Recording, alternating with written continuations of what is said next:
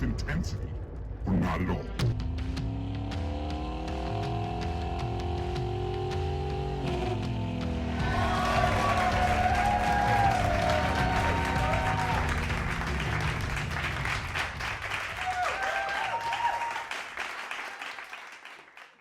All right, welcome to the Intensity Podcast. I'm your host, Hans the Hammer Hartleben. Thanks, everybody, for tuning in.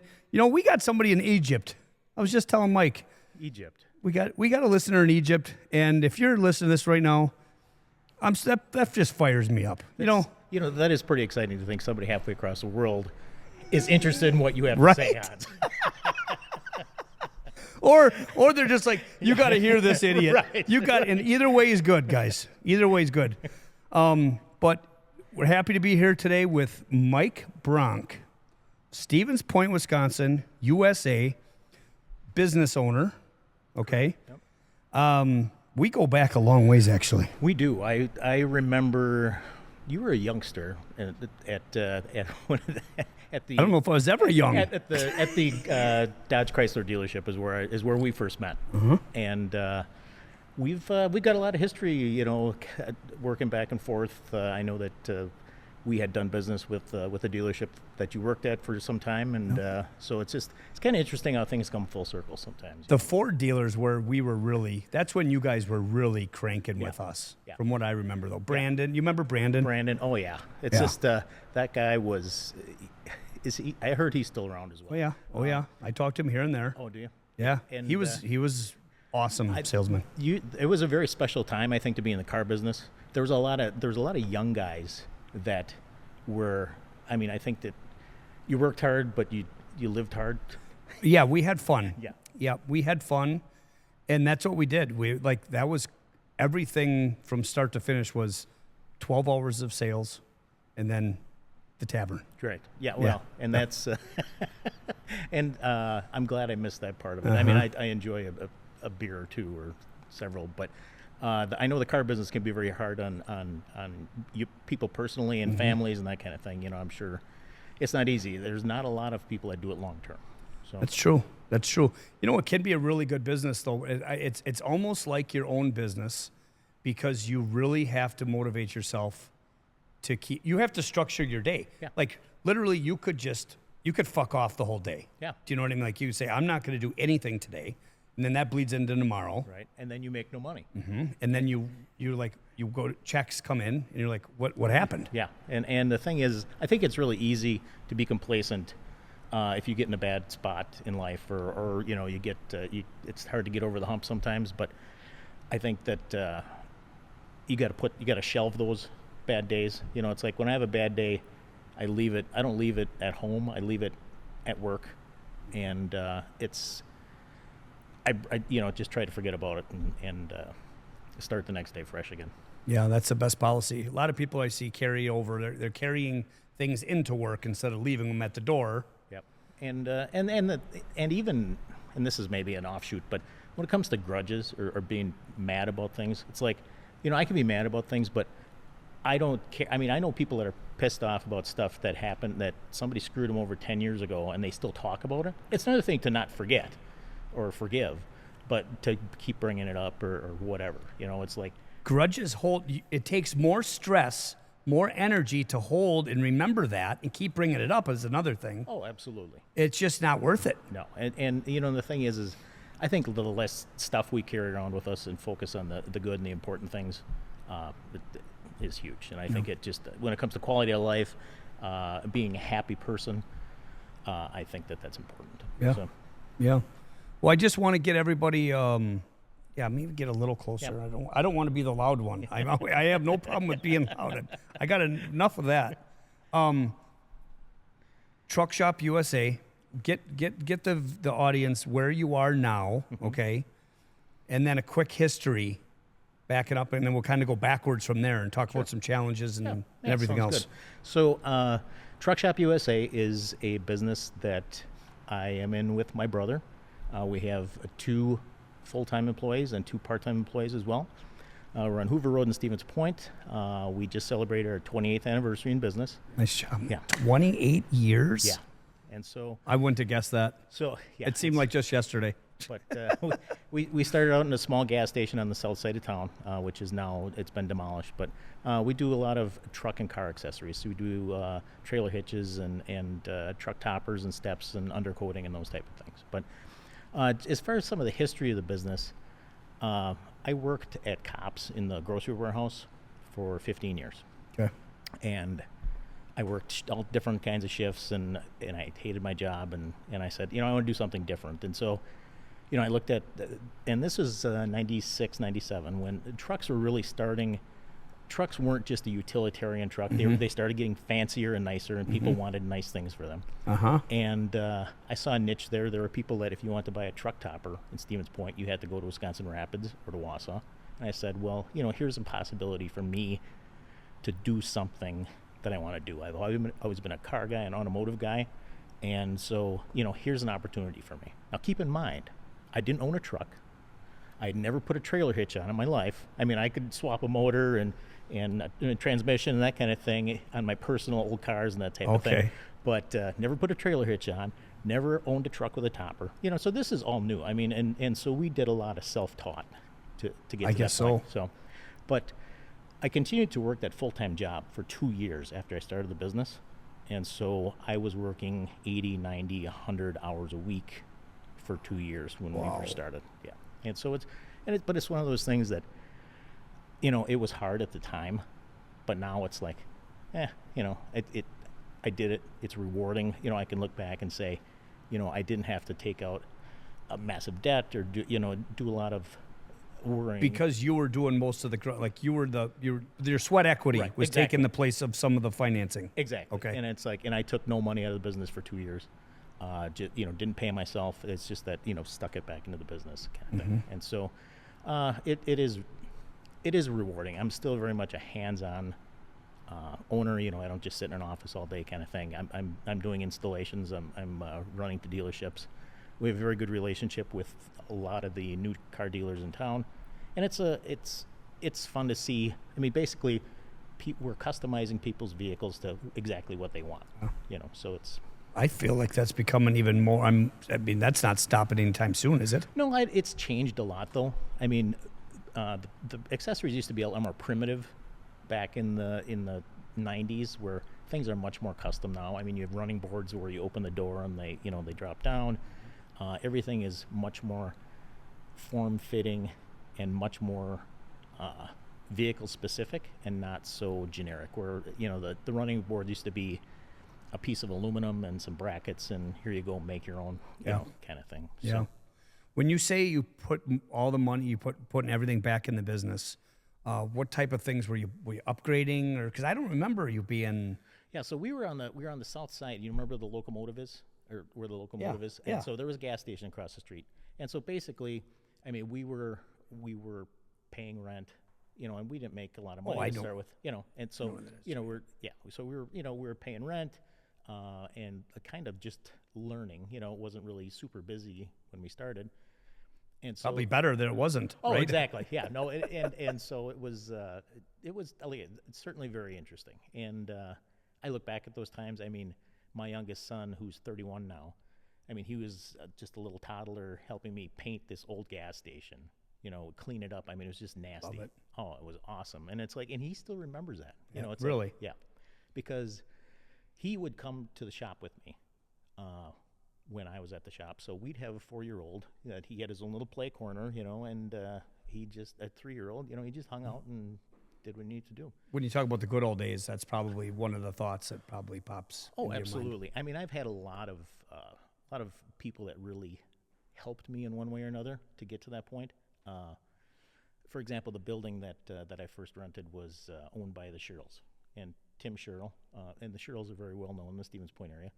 I told Tim what I wanted to do, and he's like, well, normally I would charge X for this building, and normally I would require a 2 or 3 year lease, but he was excited to see the vision, here's what I want to do, and that excited him, and he was. I could see him that's jumping on board and being a part of that growth for you. Yeah, and so it was really helpful. Well, and he did you something, but he probably wouldn't have done that for everybody. Oh, exactly. You know what I mean? We talk about building bridges a lot in this show, and your relationship with him, and however, even if it was short, your communication, something happened for him to jump a little bit. Sure. And do some things he didn't have to do. Oh, absolutely. And the thing is, and I still see him, occasionally, randomly, we still, chat or whatever, or are cordial.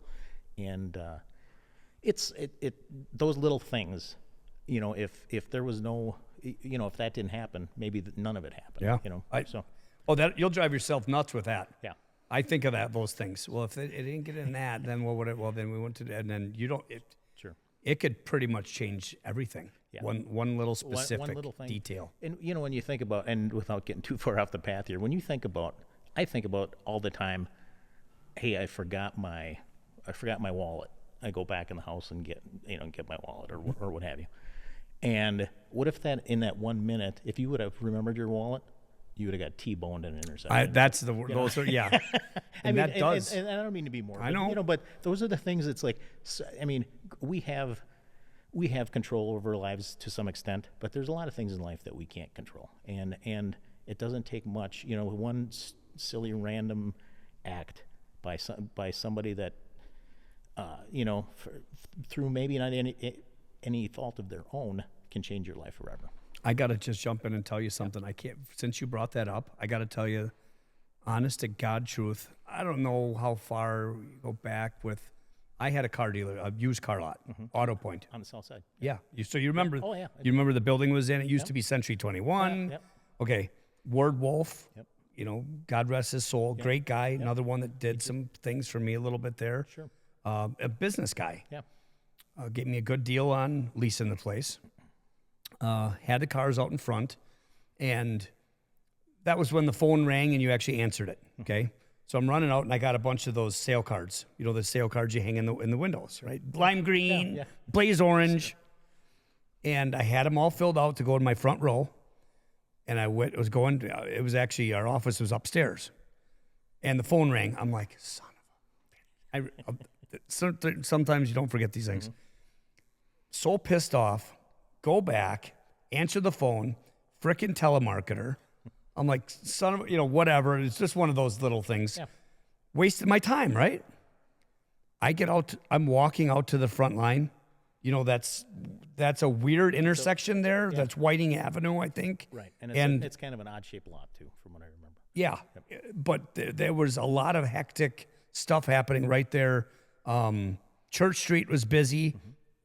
Guy pulled out and smashed into a car. They came flying out and smashed right into my front row.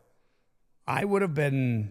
You could have been in between cars. Hanging signs. Because I also had the year stickers. So my back would have been turned. Sure. Putting the year stickers on and the sale cards. Sure. By the one phone call, like you're saying. Right. Yeah. And you would drive yourself crazy with that stuff.Ure. Oh, and the thing is, you just never know. Obviously. So, and you can't think about it a lot, or you'll never leave your frickin' house. No, you wouldn't. You really wouldn't leave. So getting us up to, okay, that's where you're at now. You guys, 28 years, super successful business. Walk us back a little bit. What was growing up like for you? So I have one sibling, my brother Jim, who works with me at the shop. Oh, Jimmer. And my mother and father owned a very small dairy farm in Custer, just east of Stevens Point. Yep. And we were poor, I think.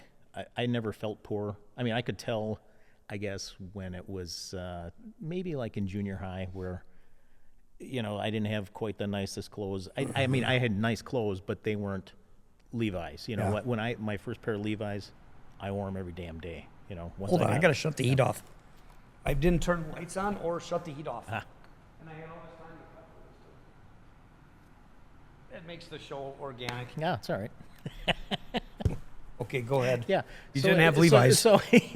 But I mean, when I did get a pair of Levi's, it was, they meant a lot to me, and I wore those damn things every day, but we worked hard as kids. It's like, like I said, it's a very small farm.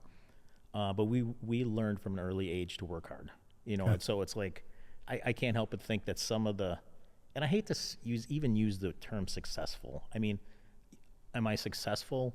Not as successful as I'd like to be. I always feel like I'm a project, in progress kind of thing. But, I hope that somebody else might say, oh, you're successful.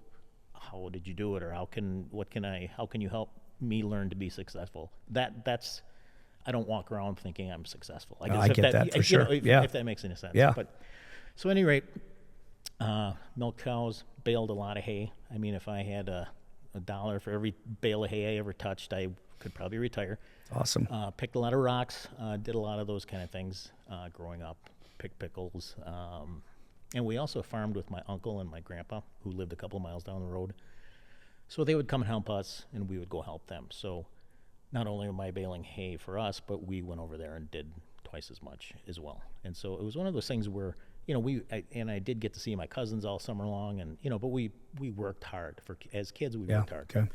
And I still live there. I live on my brother and I each built a house on either end of the family farm. My parents are both deceased, unfortunately. But Sorry to hear that. But they were always we had very good parents, and that's one thing that I feel very fortunate about. And I'm glad to still, most of the buildings are still there, and we try to upkeep them as much as we can. We have a shop that where Jim likes to work on the farm tractors. We also monkey with our old cars. I mean, we have a lot of. You guys are both super handy with cars, and you got a Chevelle. Yeah, I got a Chevelle. I have several old cars, but yeah, it's one of those. What do you all have for cars? So, how much time do we have? No. We want to hear about these cars. Okay, so I have a '55 Chevy project car. It's 2-door post. Belonged to a dear friend of mine who passed away, and his family contacted me about the possibility of purchasing it. Then I have a '56 Chevy, 2-door Bel Air. That was a high school car of a good friend of mine. He lived just down the road from me. He lives out of state now, but I still see him a couple times a year. We chat. So the 55 had the short. They didn't have the fins. The 57 had the full fin. Yeah, 56 was where? It's got a little bit of a fin. Yeah, that's where it started growing a little bit. Okay. Just a little bit. Yep. And so that one is teal and white. And the fun story about this is my buddy Brian that owned this car it was his grandpa's car, okay? And his grandpa was the postmaster in Custer, where they still have a post office. And so that car delivered mail in Custer in the early 60s. Because he bought it used. He bought it like in 62. Uh-huh.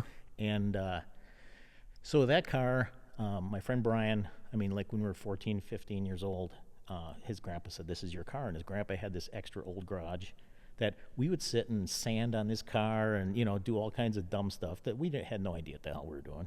Brian did most of it, but he ended up getting it painted before, by the time he got to high school, he got it painted. And it wasn't done well, but it was, it's and this was like 83, 84. It was a decent paint job for the time. And after he ended up going to the service, and the car sat for 20 years in the garage, and finally they were widening Highway 10, and I was able to, and that's where the garage was, talk to his parents, and I was able to buy the car, and it needed a ton of work, but we were very careful to preserve that teal and white paint that was still on there, and so we saved it. It looks like it's aged, but it's a good stuff. But it's cool as hell. So it's got some story. Yeah, can't change everything. So exactly, and so we completely redid the interior and put a newer motor and transmission in it. But so then I have a 57 Chevy. This one is one of my favorites. It's on an Art Morrison chassis. It has an LS2 out of 06 Corvette in it. It's got independent rear suspension, 4-wheel disc brakes. It sits about 5 or 6 inches lower than the factory suspension. So I mean, it handles like a rocket ship. Yeah. It's a lot of fun. Sounds like it. And then I have a '70 Chevelle convertible, which I think you saw last summer. Yep, sounds awesome. And that one we did the LS2 Corvette engine as well. And then I have an '80 Malibu that was always one of the cars I always wanted when I was a kid. So yeah, that's how it goes. Yeah, the impact. Some of these things that impact you as a child or a kid, adolescent, whatever, they stick with you, and they're just for no reason, and you can't really put your finger on why. Right. But it made an impact on you at some point. Somehow, and it doesn't go away, some of these things. Exactly. You posted something, or I saw something online. I don't know if it was a 442 Oldsmobile. Was that not you? You liked something. The 442s. Yeah. Oh, yeah, sure. Those are always a one for me. Yeah. Yeah, and they're Unique style. exactly Box. very similar to the. They're built in the same frame as a Chevelle. So like Did not know that. all the GM divisions, Buick, Olds, Pontiac, Chevrolet, they're all basically the same car under a different, frame up. This had a different skin on it, but often you shared a lot of components. Is that your best hobby? Is that your number one hobby? Yeah. Okay. It's, I guess the hardest part is finding time sometimes, because I'm also involved in. I am on my local town board as well, and so it's something that, it doesn't take. Chairman, guys. Yeah. Chairman. Town chairman. So yes. Town chairman of Town of Stockton. Correct. I've been on the town board since 2005. Great. And so this was something that I never, ever intended to do. I mean, I've always been interested, but there were some things that were going on that I felt that I could have a positive influence on. And you stepped up and did it. I just want to interject. We all have opinions. We all complain. There's been a lot of it. Everybody is a critic, but it takes somebody to actually step up. And there's a lot of risk with running for office. Oh, absolutely. They'll dig stuff up. I mean, you're asking for trouble, so to speak, right? When you put yourself out there. Absolutely. People are deterred to even rise to the occasion and do something about it. I think it's as human beings, we don't want to be controversial, in one way or another. I think that from a business perspective, I probably lose more money because I'm in politics versus the little pay that I get for. You think so? Really? Yeah, I think that because over time there are some you say no to some people. Because of, hey, I want a second driveway where it's not safe, or I want a lot split where it's not allowed, or those kind of things, and I try not to dwell on that part of it. We've done so many fantastic things in the town itself. We have about 3,000 people. In the early around 2010, we formed our own fire department from scratch. That's amazing. Which is virtually unheard of. I mean, and the thing is, and I'm not taking credit for it because there are a lot of talented people that got it done, but there's just no such thing as, creating a fire department out of thin air. Wouldn't even know where to start. Yeah, the ones that have been around forever. Yeah. And if anything, there's consolidation in fire departments. There's not expansion of new ones. So, I have a lot of irons in the fire, and I guess getting back to your, when it comes to how much time do I have to work on things, when you work on stuff all day, sometimes do you want to come home and work on stuff? I don't know how you find the time as it is. Yeah, or cut grass, or even the regular stuff. Yeah, so. Yeah, interesting. So you have any more career with what are you're always doing something. That's why we want to get you on the podcast. I don't, but I feel like things find me. Sometimes it's even the politics thing. There's always something new or different that I'm learning, or I take a different angle on things, or But you say yes to some things where other people, because people, there's stuff in front of people all the time. They're not grabbing it. So exactly. Well, and there's another one of my pastimes is I am a moderator for a Stevens Point page on Facebook. It's called You're from Stevens Point if. Okay. Yeah. Okay. And so there's about the Jeff Foxworthy thing. There's about exactly, yeah. But people have kind of strayed away from that format. But there's about 5,000 people on that page, and when it comes to politics, there be people that they'll tag the mayor. Hey, Mike Wiesa, how come there are potholes? How come blah, blah, blah. Oh yeah. People are assholes. And it's like, it was just winter. It's because it's easy though. Yeah. But it's easy to just keyboard warriors. Oh yeah, exactly. And the thing is we used to run a little bit of a looser ship, but I'm kind of at the point now. The page is more for memories and those kind of things. It's it has to have a goal, and you got to stick to it. Right, and and not a bitch page. Yeah. And so because every other page already has that covered. Right, exactly. And so it's one of those things where it's something that's kind of fun, and I tend to learn things, make new friends, get to know people a little bit, from a different way. So it's funny because you say we're talking about keyboard warriors. It's the new thing. It's easy for anybody to jump on. They got alternative, burner accounts where it's not even their name, Sure, yeah. not their profile picture, everything else. But back in the day, we called those telephone tough guys because remember you didn't have the internet, Right. but you still had to talk to somebody. Sure. And there were people that were telephone tough guys, and I'll kick your ass and all this stuff. And then remember this? Right. Yeah. And then You actually had to talk to somebody and be Right, tough. right, to be tough. Now you don't even got to do any of that. Sure. Exactly. And I've seen, and I don't know how much you participate in or look at Facebook, but when it comes to a lot of pages, whether they're from about a city or about a topic or whatever, a lot of the moderators allow people to post anonymously, which I think is bullshit because it's like, you should put your name on it. If you have, Well, like the Stevens point happening now, you can post it anonymously, but then if you're commenting, you're commenting as yourself. Oh, gotcha. Okay. But, Are you on that page at all? That's like the legendary bullshit page. I am a spectator on that page. Yeah, well, I think that's exactly. pretty much what it is. Yeah, and it's unfortunate that a lot of these local pages have kind of gone to hell because the moderators allow people to do whatever they want. It's And that's what it is, though. The moderators that control it all. It's exactly. it's like media, really. If you think about it, it's how a media narrative can control anything that people see and hear on there. Sure, and the thing is, and without getting political, you can go find whatever you want to find. As far as when it comes to viewpoints, it's like if there's a specific viewpoint you want to find, you can go find that viewpoint all day long. You can find a slant on any story. And you can find someone who agrees with you. Right, exactly. But what's the point? Right, yeah, exactly. And ultimately, I think it ends up, whether it's local or national or whatever else, there have to be some universal basic kind of things. I don't know if I really want to talk about politics, but I liken politics. Well, you're in politics. Yeah. Right. I liken politics to how do you run your house?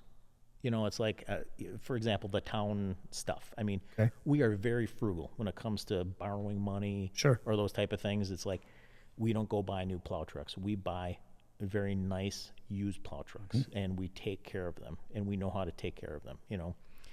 When we buy a tractor, we could buy a $250,000 tractor, or we could buy a $90,000 tractor, which is what we did last year. Because it's Makes like sense. We can stick a little money in it, and for as many months out of the year that it's getting used, we can make it last and get our money's worth, and not make not be paying interest payments, and that Makes sense to me. keeps our tax keeps our taxes on a friendly level, and those kind of things. And so I think when it comes to government or politics, if we can run the government like we run our house, I mean, would you go, borrow twice as much money as you make and figure out how to? Some people do, though. Oh, no, absolutely. Yeah. No, some people do. Yeah. Or some people don't look at it like that. I like that. And well, what does it matter? That's not my house. Somebody else's house. That's another problem. Sure. Yeah. And I look at, it's interesting. I think the biggest challenge that we have, or that like young people have right now, I know we're probably all over the place here. Oh, no, we're right on. Is the affordable housing. I mean, for the sake of fun discussion, in 1992, I bought my first house, a 3-bedroom ranch, for $58,000. And it wasn't perfect, but it was a really nice house. It was in Park Ridge, needed some work, stuck some money in it. What year again? 92, probably. Okay, sure. And but even with 2 incomes, I was working at a grocery warehouse. My wife was working at Fleet Farm, still does, and but we could afford a house, and not a piece of crap, And at this point, I mean, with the amount of housing costs, I mean the cheap houses now are $250,000. $250,000 doesn't buy you much. $300,000 doesn't hardly buy you much. That's probably that starter house that I had. Yeah. Do you think that's what it would be? That was kind of the voucher. Yeah. I mean, equivalent. I see that house right now probably, and it wasn't huge. It was probably 1,300 square feet. So maybe $275 now. But that same house I think would sell for that much right now. And I used to think directly, because everything's relative, but there has been it's lopsided because when people say, can you believe I bought my house back in 1992 for 58 grand? My response would always be, yeah, but you made so much less money. That was still expensive to you. It was still, because it's relative. You know what I mean? Sure. But just of lately, since past COVID, post-COVID, it got lopsided, Yes. the housing market, Yes, right? absolutely. But for the most part, things have been, for the last 100 years, have been pretty relative. If you bought a house for $300, you probably made $300 a year. Yeah, I agree. Yeah, I think that around COVID or what have you, and I think that there's a lot less people in the building trades now, and so when it comes to even new house construction, I mean, there used to be a ton of guys, Why is that? I think it's hard to find help. It's like if, let's say you want to, or I want to go start building houses, well, I'm going to need 2 or 3 guys. If I'm, putting up trusses and roofing and, doing, unless you sub it all out, but, and you got to keep those guys busy. And it's fine when you're busy. And that used to be a younger guy thing too, Yeah. right? Oh, so, I mean, we're absolutely, yeah. talking about generations now. Yeah.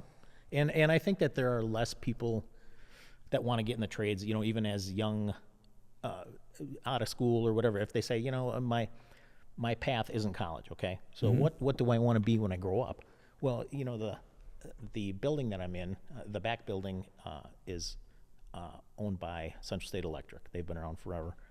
Yep. And they have a sign out all the time looking for a journeyman electricians. And that's good paid, right? Yeah, I would say, I don't know what they pay. Electrician stuff. Yeah, absolutely. Right next door is Chet's Plumbing, been around forever. They have a sign all the way up. It's Goes permanent, up. permanent. Wow. And it's like, think about the opportunity, that if that's what you, I think the problem is it's not glamorous maybe, or but you're probably, The money's there. the money's there. But What are those guys doing? So the young guys that used to get out and be journeymen and go, there's still guys getting pumped out. Right. But what are they doing? I would love to know what they are doing, quite honestly. I would. I think that a lot of them, They're not becoming personal trainers, I promise. because you're looking for, you're always looking for trainers, right? And is there ever an opportunity for you, like at the university, to look for trainers? Yeah. Or not? And Yeah. And what happens? A lot of them are seasonal type of, once you get the seasonal type of, not attitude, but you kind of get a seasonal attitude that way. It just, with the way our business is and having the passion for, how our clients are. Oh, sure. You guys aren't crazy about a lot of turnover, right? Yeah. I mean, Absolutely. When you get comfortable with a coach, you know how he blows the whistle, what he expects from you. It just, you deal with a little more turnover that way, and they don't seem to really take the training as serious of what is it going to take to get good. This is just a thing in between. Right. It's just a job. It's a job. In between too. Yeah. It's just a job, and that doesn't work with what we're doing. Sure. That's what I mean. I just can't. And I was always going to ask you that, because it seems like, isn't there? Seems like a great job for somebody like that. I would say, and especially isn't there like one of the majors, like physical therapy and those kind of things? Oh, yeah. I mean, you would think physical training. Well, one of their big ones is here at Stevens Point, health and wellness. Yeah. The big thing with our style of training, first of all, and we have this kind of figured out, it's public speaking. So that's one of the biggest fears in society is public speaking, right? Number one maybe is public speaking. What are the top 3? Public speaking, heights, snakes. I'll tell you what, Hans. When I was in high school and it was time to give a speech, I could not give a 1-minute speech. I'd stand at that podium, I'd be red as a beet. And I mean, and the thing is, and that, comes with maturity, and it comes with jumping off the bridge sometimes, and saying, you know what, I gotta, I have to learn how to talk. I learned how to talk to people. I on need the to get phone. uncomfortable. Yeah, exactly. But a lot of people don't do that. They're not even willing to do that either. Yeah. They'll keep directing themselves away from every situation like that, So they don't have to deal where with you just jumped in. Yeah. That's another one. I got to go back to a spot, and the reason it's not I'm trying to rub salt on anything. It's just I remember it. And I didn't remember it for many years, and I kind of like brought it back up because just grinding when you're starting off, we would take all of our vehicles to Zebart at the time, okay? That's who he was. He was the big shot. Sure. He was like a freaking rock star. Yeah, it was a Powerful, big attitude, loud, confident, arrogant-ish. Okay, but that's who. Okay, and he was on top of the world. Yep. Okay, and you guys came in, and he had to talk about constantly how you guys, they got a day job. That fits right where you guys were you just started. Yeah, yeah. And they're going to be out of business. And this must have been, and I was like, yeah. But then later I thought about it, years later, I mean, that must have been on his mind so often. He must have been that worried to talk that much. It was every single dealership that came. Oh, it was constant. And so this guy was... This is a competitor we're talking about here. Correct. And so he had an established business. We did a lot of the same things. I mean, but his primary business was rust proofing and undercoating, which we still do for several dealerships in the area. It was much more, it was pushed a lot harder even in the 70s, 80s, and 90s. And he had a franchise. It was Zebart, and they were very well known and established. And I mean, some of the stories were unbelievable. I mean, he told stories that we sprayed a bed liner and we left all the windows open in the truck and the whole interior was full of just bullshit stories. Just bullshit stories. And it's like, and after a while, I think people see through that. Oh, yeah. There were some people that didn't. Yeah, absolutely. And when they become so outlandish, yeah, because he was a salesman and he was confident when he's speaking. Oh, and he was a very good salesperson. Mm-hmm. He absolutely was. Yeah. And the thing is, and I think that I often wonder if he had just stayed the course, stayed a straight path and done the right thing. I think that things could have ended up differently. I think he got so. I'm not infatuated, but I'm just because we've had similar situations when you're talking about competition and it's getting a little ugly. Because he was getting ugly in my opinion. Because he was terrible. I was a customer and I'm hearing the ugliness come through. Yeah. Like, and I had to agree. Like, he's like in your face about this stuff. True. And we've faced similar situations. What was your mindset like when this guy's trying to put you out, wishes you nothing but ill will? Mm-hmm. Where were you guys at, and did that drive you? Oh, absolutely, it drove me big time. It was to the point where we would hear rumors or we would hear things that we knew he said, and I went to his shop and said, hey, I heard you said this and you said this, and that's not true and that's not true, and he was the kind of guy where, oh, I never said that. I didn't say. Oh, wow. And it's like okay. So, I'm surprised. Yeah, and after a while, because like a tough guy. Yeah, you know what I mean. Exactly. So that's surprising. Yeah. I didn't know that. Okay. So and in fact, at this little gas station before we moved, we had a basically 2-stall gas station. Okay, and we were partnered with someone else at the time that was spraying bed liners in the industrial park. So we were helping sell bed liners. Well, our friend from Zebart, let's call him Chuck, he rented the building across the street from us to spray bed liners. Oh. And he would have customers, because one of the things that Zebart did is they would have you come back every year to reapply your paint protection and shine up your vehicle, blah, blah, blah. Mm-hmm. And so he would bring all these trucks back, to reapply. It was part of the warranty. It was part of Zebart's warranty, which I don't know if they do that anymore. And he would line them up across the street with the tailgates down, like he just sprayed 6 of them. It's like you could spray 2 a day, okay? You're not, And he would call our customers across the street. He'd see somebody that he knew. Hey, Joe, come over here. I'll give you a better deal than those guys. I mean, it was that's old school. Oh, exactly. That's but the thing is that's what drives you. It's like I didn't, and even now it's like it's not a hatred thing. I didn't hate him. No. But it's like I can't believe that you would do this. Mm-hmm. And so everybody listening understands, the competitor we're talking about, he went out of business. Yes, he did. So that's a really interesting. Absolutely, and I think component here. I think because if you, it doesn't always work out that way. But I think if you do the right thing, tell people the truth, and do what you're going to say, and say what you're going to do. One of those kinds where if I say, I'm going to pick up your vehicle from the dealership tomorrow at 9:00, I'm going to be there at 9:00. or I'm going to call and explain why. And we deal with local body shops and that kind of thing as well. And my biggest pet peeve is, sometimes things in the body shop world don't go according to plan. And so, they need us to spray the tailgate or something on this truck that they repaired. And so that's on our schedule, and then it doesn't show up. And so we call them the next day, because they're going to drop it off or what have you.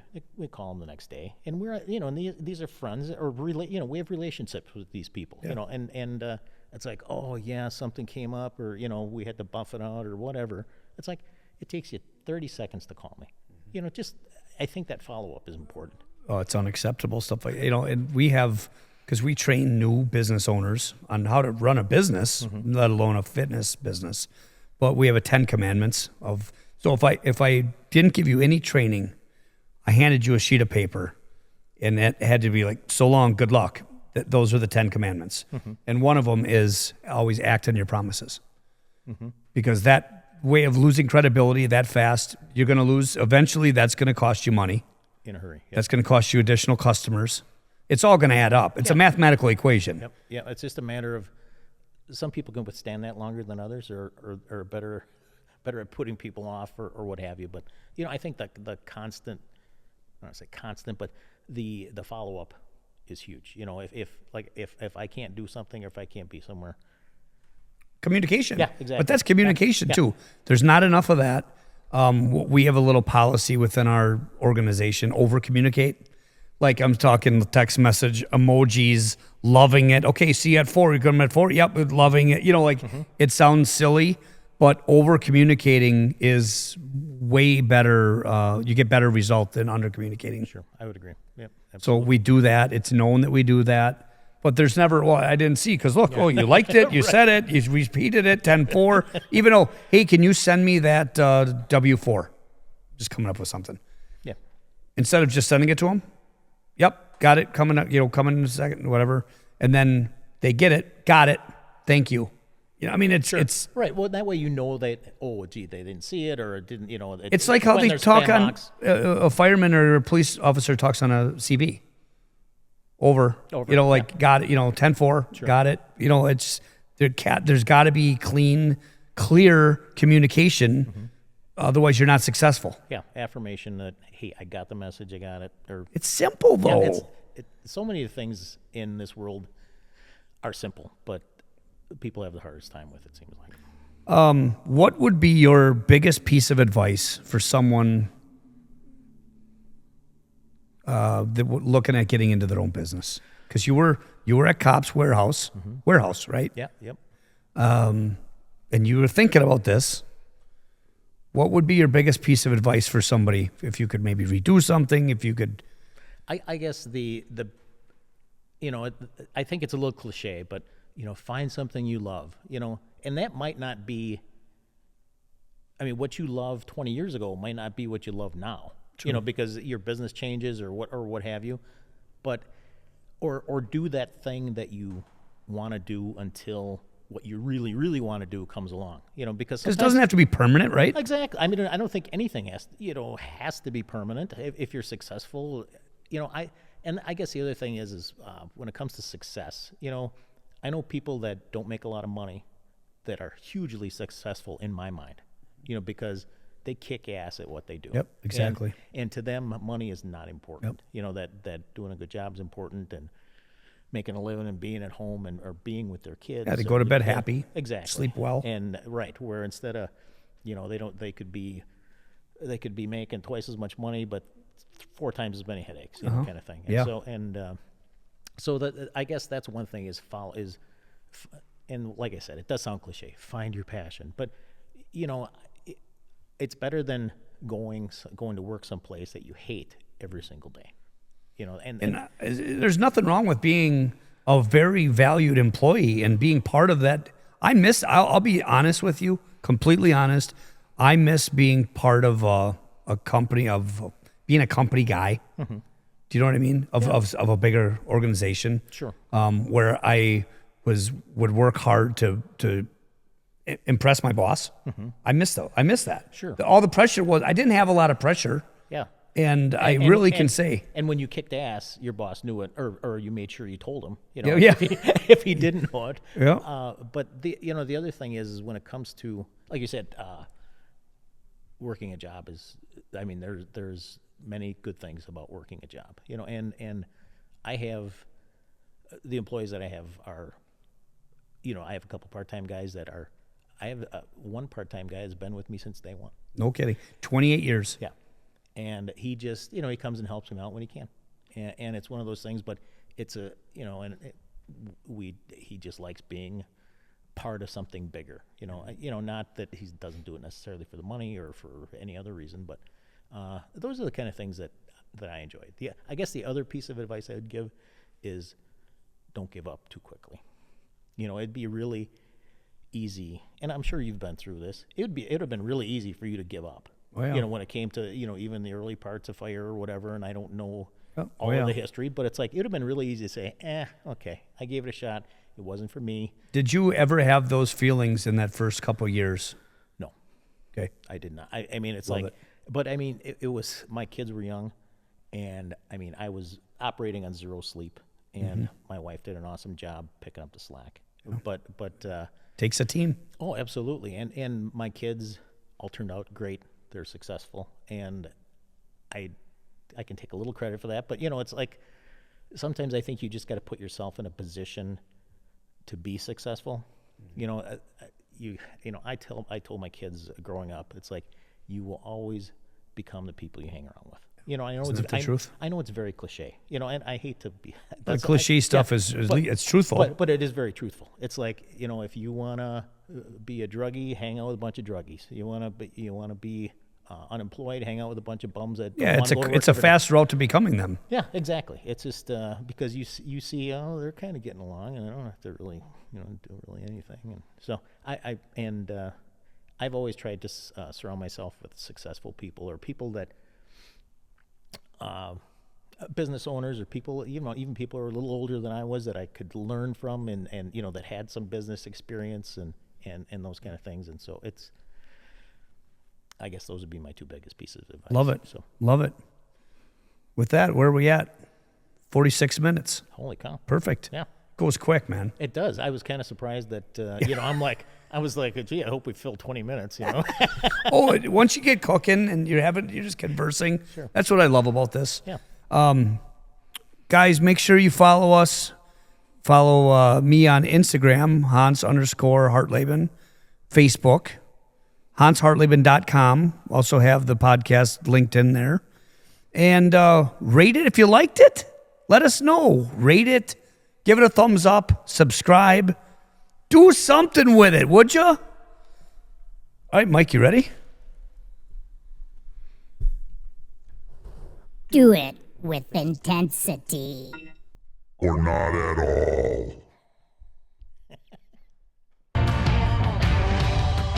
Alright. Awesome.